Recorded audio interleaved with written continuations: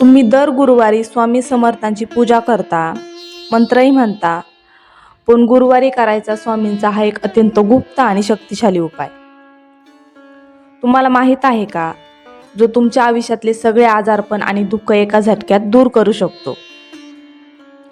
जर तुम्हाला वाटत असेल की तुमच्या घरातील नकारात्मकता कायमची संपून जावी, तर हा व्हिडिओ चुकूनही अर्धवट सोडू नका.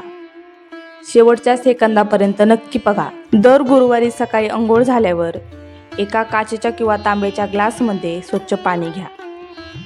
आता हा पाण्याचा ग्लास तुमच्या डाव्या हातात धरा आणि उजवा हात त्या ग्लासवर वरून झाकून ठेवा.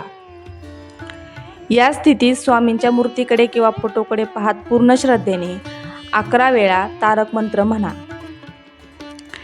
जेव्हा तुम्ही उजवा हात ग्लासवर झाकून मंत्र म्हणता, तेव्हा तुमच्या शरीरातील आणि ब्रह्मांडातली सगळी सकारात्मक ऊर्जा आणि स्वामींची शक्ती थेट त्या पाण्यात उतरते.